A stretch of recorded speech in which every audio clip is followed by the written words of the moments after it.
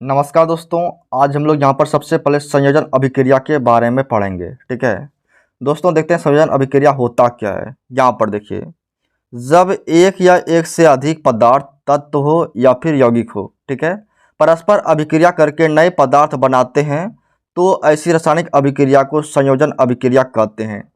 दोस्तों, बातों को आप ध्यान से समझिए। देखिए, संयोजन अभिक्रिया में एक पदार्थ भी भाग ले सकता है या फिर एक से अधिक पदार्थ भी भाग ले सकता है। ठीक है, संयोजन अभिक्रिया में सिर्फ एक पदार्थ भाग ले सकता है या फिर एक से अधिक पदार्थ भाग ले सकता है, इसको याद रखिए। ठीक है दोस्तों, ये जो पदार्थ है ये पदार्थ तत्व हो सकता है या फिर यौगिक हो सकता है। ठीक है, पदार्थ के बारे में याद रखिए। संयोजन अभिक्रिया में तत्व भाग ले सकता है या फिर यौगिक भाग ले सकता है, यानी तत्व और यौगिक दोनों भाग ले सकता है। ठीक है, तो देखिए, जब एक या फिर एक से अधिक पदार्थ हो, चाहे तत्व हो या फिर यौगिक हो, ठीक है, वो आपस में अभिक्रिया कर लेता है, यानी परस्पर अभिक्रिया कर लेता है। ठीक है, और इस अभिक्रिया के द्वारा जो है नए पदार्थ का निर्माण करता है। ठीक है, आपस में अभिक्रिया करके नए पदार्थ का निर्माण करता है। अगर आपको कहीं ऐसा दिखाई दे कि कोई तत्व या यौगिक, ठीक है, अभिक्रिया करके एक नए पदार्थ का निर्माण कर रहा है, उसे आप कहेंगे संयोजन अभिक्रिया। ठीक है, यही सारी बातें हैं दोस्तों, बहुत ही आसान शब्दों में है, आप इसे पढ़िए, आपको तुरंत याद हो जाएगा। ठीक है, अब आइए इसका एग्जाम्पल को देखते हैं। सबसे पहले आप इन सब बातों को लिख देंगे। ठीक है, इसके बाद आपको लिखना है उदाहरण। उदाहरण लिखकर आपको ये दोनों रिएक्शन जो है अभिक्रिया, इसे लिख देना है। ठीक है, यहाँ पर देखिए, सी जिसको बोलते हैं कार्बन, O2 जिसको बोलते हैं ऑक्सीजन। ठीक है, देखिए यहाँ पर दो पदार्थ है। ठीक है, ये दोनों आपस में अभिक्रिया करेगा, उसके बाद नए पदार्थ यानी CO2 जिसको बोलते हैं कार्बन डाइऑक्साइड, इसका निर्माण करेगा। ठीक है, इसे आप याद कर लीजिए, C+O2CO2। ठीक है, अब उदाहरण नंबर 2 देखिए, Mg मैग्नीशियम जिसको बोलते हैं, यहाँ पर हमने Mg यानी मैग्नीशियम का 2 अणु लिया है। ठीक है, तो इसके बाद जो है यहाँ पर ऑक्सीजन है, मैग्नीशियम और ऑक्सीजन के साथ अभिक्रिया होता है, उसके बाद मैग्नीशियम ऑक्साइड का निर्माण होता है। यहाँ पर मैग्नीशियम ऑक्साइड के 2 अणु का निर्माण हुआ है। ठीक है, इसीलिए यहाँ पर 2MgO लिखा हुआ है, इसे याद कर लीजिए, 2Mg+O2 2MgO, यानी कि मैग्नीशियम और ऑक्सीजन के बीच अभिक्रिया हुआ और उसके बाद मैग्नीशियम ऑक्साइड का निर्माण हो गया। ठीक है, तो इन सब बातों को आप याद कर लीजिए और नेक्स्ट की ओर बढ़िए। अब आप वियोजन अभिक्रिया को समझिए। ठीक है, वियोजन अभिक्रिया इसमें क्या होता है, जब एक बड़ा यौगिक टूटकर 2 या 2 से अधिक यौगिकों में परिणत हो जाता है तो वैसी अभिक्रिया वियोजन अभिक्रिया कहलाती है। दोस्तों, बातों को आप ध्यान से समझिए। देखिए, आपको कोई ऐसा रासायनिक अभिक्रिया दिखाई दे, ठीक है, आपको कोई ऐसा रासायनिक अभिक्रिया दिखाई दे जिसमें जो है एक बड़ा सा यौगिक हो, ठीक है, एक बड़ा सा यौगिक हो, ठीक है, और वो यौगिक टूट जाता है। ठीक है, और टूट कर जो है 2 ठो या फिर 2 से अधिक यौगिकों का निर्माण करता है। ठीक है, समझिए बातों को, एक बड़ा सा यौगिक है, ठीक है, और वो यौगिक टूट कर 2 ठो, ठीक है, या फिर 2 से अधिक यौगिकों का निर्माण करता है। अगर आपको कहीं पर ऐसा दिखाई दे रहा है तो आप उस अभिक्रिया को वियोजन अभिक्रिया कहेंगे, इस बात को याद रखिए। ठीक है, दिमाग में डाल लीजिए। यही सारी बातें हैं, आप इसे पढ़ेंगे तो आपको तुरंत याद हो जाएगा। ठीक है, अब आप इसका एग्जाम्पल देख लीजिए। एग्जाम्पल को याद करना काफ़ी जरूरी है, एग्जाम्पल को लिखने के बाद ही आपको पूरा नंबर मिलेगा। ठीक है, इसलिए एग्जाम्पल को पढ़िए।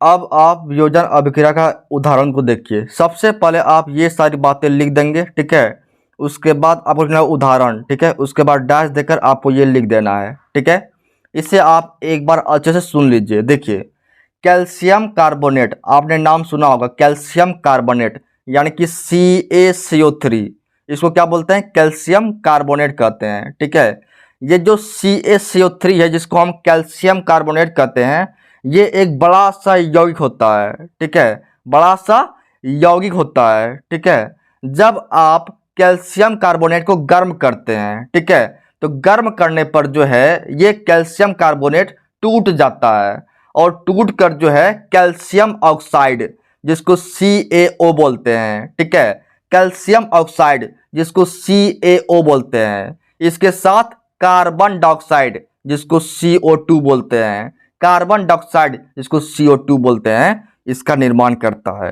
ठीक है, तो इन सब बातों को आप अच्छे से पढ़ लीजिए। ठीक है, और आगे बढ़ते हैं। अब आपके सामने है एकल विस्थापन अभिक्रिया, ये भी काफी इंपॉर्टेंट है, इसे भी समझ लीजिए आप। देखिए, एकल विस्थापन अभिक्रिया वह है, ठीक है, जिसमें किसी अणु में उपस्थित परमाणु या परमाणुओं के समूह को किसी दूसरे परमाणु द्वारा विस्थापित कर दिया जाता है। दोस्तों, बातों को आप समझ लीजिए, काफी इंपॉर्टेंट सब बातें हैं। देखिए, अगर आपको कहीं पर ऐसा रासायनिक अभिक्रिया दिखाई दे, ठीक है, जिसमें जो है किसी अणु में उपस्थित परमाणु, ठीक है, कोई अणु है, ठीक है, उस अणु में जो है परमाणु है, ठीक है, या फिर कोई अणु है उसमें परमाणुओं का समूह है, दो बातें यहाँ पर दिया गया है। कोई अणु है, ठीक है, उसमें परमाणु है, या फिर अणु में जो है पूरे परमाणु का समूह है, ठीक है, इसको जो है किसी दूसरे परमाणु द्वारा विस्थापित किया जाता है। दोस्तों, कोई अणु में जो परमाणु है, ठीक है, या फिर परमाणु का समूह है, ठीक है, इस समूह को किसी दूसरे परमाणु के द्वारा हटा दिया जाता है, ठीक है, विस्थापित कर दिया जाता है, यानी हटा दिया जाता है। तो इसे आप क्या कहेंगे? इसे आप एकल विस्थापन अभिक्रिया कहेंगे। ठीक है, काफी आसान से शब्दों में दिया हुआ है, इसे आप पढ़िए, 3-4 बार आप पढ़िए, आपको काफी सारी बातें यहाँ पर आपके दिमाग में चल जाएंगे। ठीक है, अब आइए इसका उदाहरण देखते हैं। ठीक है, यहाँ पर देखिए आप उदाहरण इसका।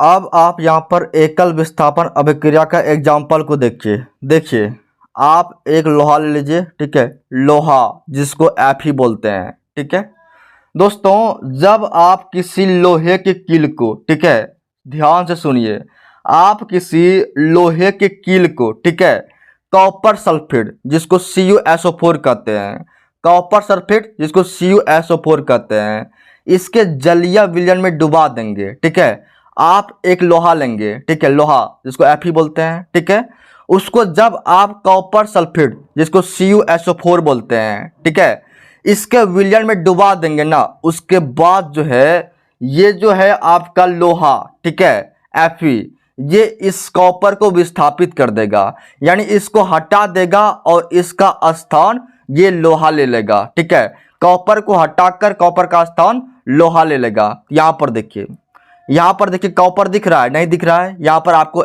Fe दिख रहा है, यानी कि लोहा जो है ये कॉपर को हटा दिया, इसको साइड कर दिया, इधर कर दिया, और यहाँ पर इसका स्थान ले लिया। यहाँ पर FeSO4 हो गया, जिसको फेरस सल्फेट कहते हैं। ठीक है, FeSO4 इसको फेरस सल्फेट कहते हैं। इसके साथ आपका यहाँ पर कॉपर को यहाँ पर अलग कर दिया है। ठीक है, तो इस अभिक्रिया को आप याद रखिए, काफ़ी आसान सा है, आप इसे समझिए तो आपको तुरंत याद हो जाएगा। ठीक है, Fe जो है ये Cu को हटा दिया है, यहाँ पर आप देख सकते हैं, यहाँ पर Cu को हटा दिया है। ठीक है, तो आप इसे पढ़िए, आपको ये समझ में आ जाएगा। ठीक है, अब आप नेक्स्ट देखिए।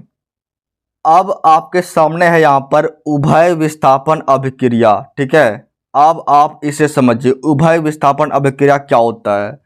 दोस्तों, वैसी अभिक्रिया जिसमें दो यौगिक अपने आयनों को विनिमय या आदान प्रदान करके, ठीक है, दो नए यौगिक का निर्माण करते हैं, उभय विस्थापन अभिक्रिया कहलाता है। दोस्तों, बातों को आप समझिए ध्यान से। देखिए दोस्तों, अगर आपको कहीं पर ऐसा रासायनिक अभिक्रिया दिखाई दे, ठीक है, जिसमें दो यौगिक हो, ठीक है, और ये यौगिक अपने आयनों का लेन देन करता हो, ठीक है, यानी आदान प्रदान करता हो, जिसको आप विनिमय भी बोल सकते हैं। ठीक है, आपको कहीं पर दिखाई दे कि दो यौगिक जो है वो आपस में आयनों का लेन देन कर रहे हो, ठीक है, और लेन देन करके जो है दो नए यौगिक का निर्माण करते हैं, यानी कि दो यौगिक जो है वो आपस में आयनों का लेन देन किया, ठीक है, उसके बाद जो है दो नए यौगिक का निर्माण करता है, दो नए यौगिक का निर्माण करता है। इसे आप उभय विस्थापन अभिक्रिया कहेंगे। ठीक है, काफ़ी आसान सा है, आप इसे पढ़िए, आपको याद हो जाएगा। ठीक है, ऐसी अभिक्रियाएं आयनिक यौगिक के साथ होती है। दोस्तों, उभय विस्थापन अभिक्रिया जो है ये आयनिक यौगिक के साथ होता है, आयनिक यौगिक के साथ होता है, इसे याद रखिए। ठीक है, आइए अब इसका एग्जाम्पल देखते हैं। आप इसे 4-5 बार पढ़ लीजिए तो आपको काफ़ी सारी बातें यहाँ पर अच्छे से समझ में आ जाएगी। ठीक है, अब आप यहाँ पर उभय विस्थापन अभिक्रिया का एग्जाम्पल को देखिए। देखिए, कॉपर सल्फेट है, ठीक है, जिसको हम बोलते हैं CuSO4। CuSO4 मतलब कॉपर सल्फेट, ठीक है। इसके साथ हाइड्रोजन सल्फाइड, जिसको H2S बोलते हैं, इसको अभिक्रिया करवा देंगे। ठीक है, H2S जिसको हाइड्रोजन सल्फाइड बोलते हैं, इसके साथ अभिक्रिया करवा देंगे। दोस्तों ये जो Cu है, ठीक है, ये जो आपका यहाँ पर Cu है कॉपर, ये एस के साथ मिल जाएगा। ठीक है, कॉपर जो है ये एस के साथ मिल जाएगा और यहाँ पर कॉपर सल्फाइड का निर्माण कर देगा। ठीक है, जिसको CuS कहते हैं, कॉपर सल्फाइड। ठीक है, बाकी यहाँ पर आपका H2 बचा है और यहाँ पर SO4 बचा है। ठीक है, यहाँ पर आपका H2 बचा है और यहाँ पर आपका SO4 बचा है, तो ये दोनों मिल जाएगा और बना देगा H2SO4, जिसको हम सल्फ्यूरिक अम्ल कहते हैं। ठीक है, H2SO4 यानी कि सल्फ्यूरिक अम्ल। ओके, नंबर 2 पर ध्यान दीजिए। FeS है, फेरस सल्फाइड है। ठीक है, FeS मतलब फेरस सल्फाइड है। ठीक है, ये अभिक्रिया करेगा सल्फ्यूरिक अम्ल के साथ, H2SO4 के साथ। किसके साथ? H2SO4 के साथ। ये जो Fe है, ठीक है, ये SO4 के साथ मिल जाएगा। Fe जो है ये SO4 के साथ मिल जाएगा। यहाँ पर देखिए FeSO4 फेरस सल्फेट का निर्माण कर दिया है। ठीक है, इसके बाद देखिए ये जो H2 है ये S के साथ मिल जाएगा। H2 जो है ये S के साथ मिल जाएगा। यहाँ पर H2S यानी कि हाइड्रोजन सल्फाइड का निर्माण कर देगा। ठीक है, तो यही सारी बातें हैं, इसे आप पढ़ लीजिए। अब आप उदासीनीकरण अभिक्रिया को समझिए। ठीक है, उदासीनीकरण अभिक्रिया, इसे आप समझ लीजिए। देखिए, जब अम्ल किसी क्षार के साथ क्रिया करता है, ठीक है, या फिर क्षार से क्रिया करता है जो आप बोल सकते हैं, तब लवण और जल बनता है। इसे उदासीनीकरण अभिक्रिया कहते हैं। दोस्तों देखिए, कोई अम्ल है, ठीक है, जब वो किसी क्षार के साथ अभिक्रिया किया, ठीक है, इसके बाद लवण और जल बनता है। इसमें तो कुछ याद करने वाली बातें हैं नहीं, आप इसे पढ़ेंगे आपको याद हो जाएगा। ठीक है, आप इसका उदाहरण को आप समझ लीजिए। ठीक है, इसको आप 4-5 बार पढ़ लीजिए। ठीक है, वीडियो पॉज कीजिए, 4-5 बार पढ़ लीजिए, इसके बाद उदाहरण को देखिए, जिससे आपको बातें समझने में आसानी होगी। अब आप यहाँ पर इसका एग्जाम्पल को देखिए। या अम्ल है या भस्म, जिसको क्षार कहते हैं। ठीक है, भस्म मतलब क्षार होता है। तो अम्ल और क्षार जो है अभिक्रिया करेगा, उसके बाद लवण और जल का निर्माण करेगा। तो अम्ल क्या है? अम्ल है आपका हाइड्रोक्लोरिक अम्ल। ठीक है, जिसको HCl कहते हैं। हाइड्रोक्लोरिक अम्ल इसको HCl कहते हैं, ये बात आपको पता है। ठीक है, सोडियम हाइड्रोक्साइड इसको क्या बोलते हैं? NaOH। NaOH यानी कि सोडियम हाइड्रोक्साइड। ठीक है, ये दोनों जो है अम्ल और क्षार है, ये अभिक्रिया करेगा। ठीक है दोस्तों, आप एक बात अच्छे से याद रखिए, ये Na सोडियम और ये Cl, ये दोनों जो है काफ़ी अच्छे फ्रेंड होते हैं, बेस्ट फ्रेंड होते हैं। Na और Cl जो है काफ़ी अच्छे बेस्ट फ्रेंड होते हैं। यहाँ पर जो है NaCl दोनों आकर मिल जाएगा। यहाँ पर देखिए NaCl मिल गया। ये याद करने का एक तरीका है। ठीक है, दिमाग में रखिए, जिससे आपको याद करने में आसानी होगा। ठीक है, तो NaCl जो है यहाँ पर आकर मिल गया। ठीक है, जिसको बोलते हैं सोडियम क्लोराइड। ठीक है, अब देखिए ये OH बच्चा है, यहाँ पर H बच्चा है। ठीक है, इसमें H बच्चा है, इसमें OH बच्चा है, ये दोनों मिल जाएगा। यहाँ H है, यहाँ H है, तो H2 हो गया, बाकी एक ठो O है तो H2O हो गया, यानी यहाँ पर जल का निर्माण हो गया। समझ गए आप बातों को? ठीक है, अब आप आगे देखिए, यहाँ पर H2SO4 है। ठीक है, जिसको सल्फ्यूरिक अम्ल कहते हैं। H2SO4 मतलब सल्फ्यूरिक अम्ल कहते हैं। ठीक है, यहाँ पर पोटेशियम हाइड्रोक्साइड है, KOH, जिसको बोलते हैं पोटेशियम हाइड्रोक्साइड। यहाँ पर पोटेशियम हाइड्रोक्साइड का 2 अणु ले लिया है, इसलिए यहाँ पर 2 लिखा हुआ है। ठीक है, तो यहाँ पर देखिए जब ये दोनों अभिक्रिया करेगा, उसके बाद देखिए ये जो K है, ठीक है, ये SO4 के साथ दोस्ती कर लेगा। ठीक है, K जो है पोटेशियम, ये SO4 के साथ दोस्ती कर लेगा और यहाँ पर K2SO4 का निर्माण कर दिया, जिसको पोटेशियम सल्फेट कहते हैं। K2SO4 जिसको पोटेशियम सल्फेट कहते हैं। ठीक है, बचा क्या बचा, यहाँ पर OH बचा, यहाँ पर H2 बचा। ठीक है, तो OH और H2 ये सब मिलकर यहाँ पर 2H2O यानी जल के दो अणु का निर्माण कर दिया। ठीक है, H2O यानी जल, यहाँ पर 2H2O लिखा है, मतलब जल के दो अणु का निर्माण कर दिया है। ठीक है, तो यही सारी बातें हैं, इससे आप याद कर लीजिए। ठीक है, थैंक यू दोस्तों। अगर आप चैनल पर नए हैं तो सब्सक्राइब कर दीजिए। Thank you.